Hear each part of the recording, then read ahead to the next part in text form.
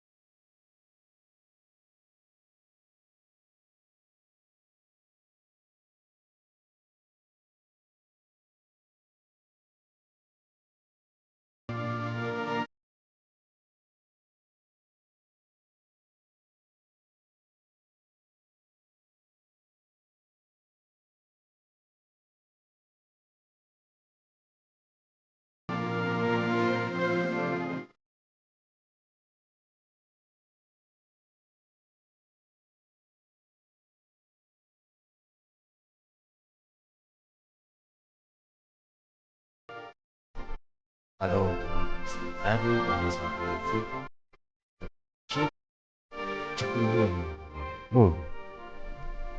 siku ya leo mbele yako ni mchungaji Emmanuel. Hivyo basi leo tutakwenda kujifunza somo linaloitwa imani iletayo matokeo. Kabla hatujaendelea kabisa, basi naomba tumshukuru Mwenyezi Mungu kwa ajili ya kutupa nafasi hii. Mwenyezi Mungu, Baba mtakatifu wa watakatifu, Mungu ketie mahali pa juu pa sifa, ninakushukuru kwa ajili ya nafasi hii ya upendeleo uliotupatia sisi wanao. Tunakuomba ututangulie na utuongoze pale tunapoanza na pale tunapokwenda kuishia. Basi nashukuru kwa yule uliyompa nafasi ya kuweza kusikiliza kipindi hichi. Naamini utakwenda kumfanya kuwa chombo kipya, na hii mbegu ambayo tunaenda kuipanda ndani ya moyo wake, basi itakuwa ni mbegu ambayo itadumu katika maisha yake na itampa nafasi kabisa ya kukujua wewe na kukutumikia wewe zaidi na zaidi. Nasema hayo nikishukuru katika jina la Baba na la Mwana na Roho Mtakatifu, na tuseme amina. Ndugu msikilizaji, kwa nafasi ya leo ulioipata ni nafasi adhimu sana kabisa, ambayo tunamshukuru Mwenyezi Mungu Baba Muumba wa mbingu na nchi aliyetupatia siku ya leo Jumapili.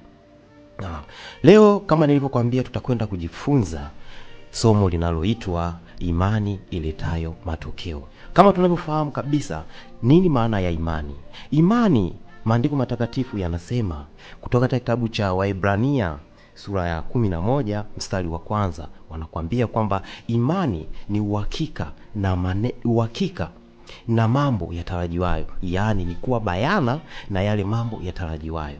Basi kuna mambo ambayo unaweza usiyaone katika hali ya kimwili, yaani maana wazungu wanasema ni katika physical reality. Basi mambo hayo ambayo hayaonekani, lakini kwa imani sisi tunaamini kwamba hayo mambo yanaweza yakaonekana na pia yakawezekana. Hiyo ndo maana ya imani. Tunaposema kwamba matokeo ni jambo ambalo mtu analifanya anategemea hilo jambo liweze kutokea.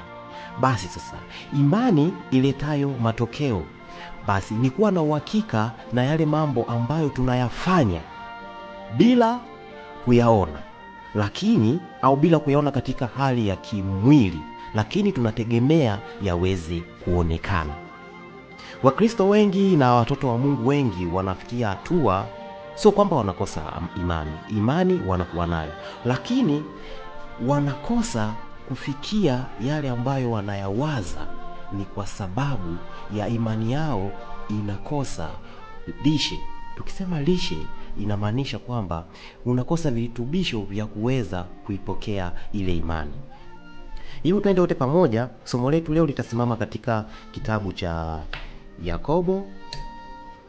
Yakobo sura ya kwanza mstari wa 6 mpaka wa 7.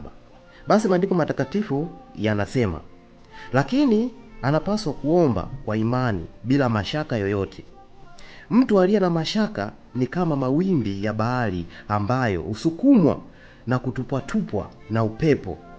Kwa hiyo mtu aliye na mashaka mwenye nia mbili na asiye na msimamo katika mwenendo wake wowote, asidhani ya kwamba atapata chochote kile kutoka kwa Bwana.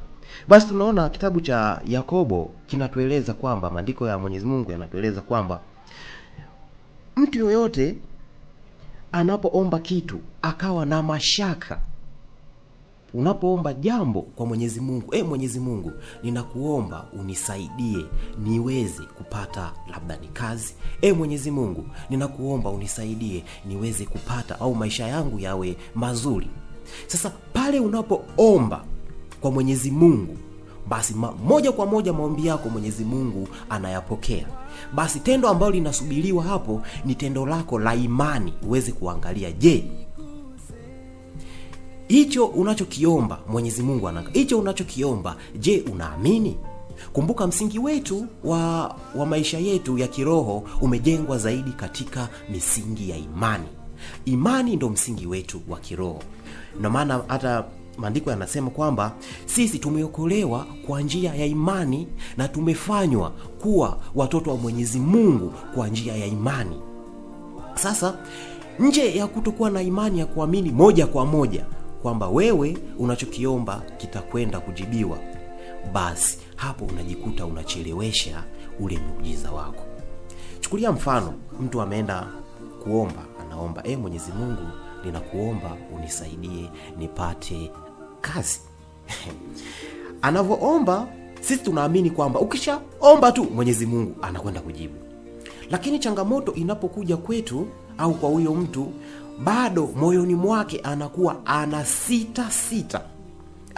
Ana maana ameshaomba lakini anaamini, hivi kweli ninachokiomba kitakwenda kutokea? Sasa unapoanza kuwa na wasiwasi, ndo maandiko yanatuambia yule anayeomba alafu anapata wasiwasi, yale maombi yake yanakuwa ni kama wimbi ambalo linapepesukwa na kupelekwa na upepo. Basi hapo unajikuta unachelewesha ule maombi yako Mwenyezi Mungu aweze kuyajibu. Hapa unakuta ni mtu ameokoka, ana miaka mingi sana katika wokovu, na mwingine basi anaokoka leo. Lakini katika hawa wote wawili, mmoja ana miaka karibia 20 katika wokovu na anaomba kila siku, Mwenyezi Mungu, ninakuomba unibadilishe maisha yangu. Mwenyezi Mungu, nakuomba unipe nguvu ya kuweza kukutumikia. Mwenyezi Mungu, nakuomba nisikutende dhambi. Mwenyezi Mungu, nakuomba nipate mke mwema. Mwenyezi Mungu, nakuomba unipe kibali mbele ya watu. Mwenyezi Mungu, nakuomba unisaidie elimu yangu iweze kuwa kubwa, elimu yangu niweze kusoma nifike vyuo. Mwenyezi Mungu, nakuomba unisaidie biashara yangu ikue. Huyu ni mtu mmoja ambaye ameokoka kwa miaka mingi, karibia takribani miaka 20. Na mwingine ameokoka, basi amesikia neno la Mwenyezi Mungu likaingia ndani ya moyo wake, akaamini. Basi alivyoingia magotini, akapiga magoti mbele za Mwenyezi Mungu kumuomba Mwenyezi Mungu, Mwenyezi Mungu, ninaomba unisaidie biashara yangu ikue. Huyo mtu akaamini moja kwa moja. Hakika nakwambia, jinsi anavyoamini hapo kwa hapo, basi matokeo yake yanatokea. Kwa sababu gani? Huyu yeye aliamini kwa moja bila kuweka vikwazo, kwamba kuwaza, hivi kweli itatokea? Hivi kweli ili jambo naoliomba Mwenyezi Mungu atalifanya kiukweli? Sasa majibu yao kati ya huyu wa kwanza na huyu wa pili, basi huyu aliokoka kwa muda mrefu, matokeo yake yanachelewa, kwa sababu yeye anaomba kwa mazoea kwa Mwenyezi Mungu. Anaomba tu kwa kuzoea kwamba asiwaga ninaomba, lakini moyoni mwake anakuwa na uasi. Hivyo basi, kama utahitaji kuwa na matokeo ambayo yanampendeza Mwenyezi Mungu, au na matokeo bora kabisa katika imani zetu, basi inabidi tuwe na imani isiyokuwa na mashaka. Hapo ndo tunapata imani inayoleta matokeo, kwa sababu kila muumini au yule yote, watu wote wanamwamini Mwenyezi Mungu kwamba Mwenyezi Mungu yupo na anatenda. Sasa katika kutenda, ile imani inakosa matokeo, ni kwa sababu tunakuwa tuna sita. Na nje hapo pia wanakuambia imani bila matendo ni bure. Imani bila matendo ni bure. Pia maandiko yanasema mtu mwenye imani halafu akakosa matendo ni kama vile mwili usiokuwa na roho. Ni kama vile mwili usiokuwa na roho. Sasa tunafanyaje? Inabidi tujijenge katika misingi ya kuamini, kuwa na imani ambayo inamwamini Mwenyezi Mungu moja kwa moja bila kuweka mashaka. Unapoweka mashaka tu kidogo, basi imani yako inateteleka. Hivyo mpenzi msikilizaji,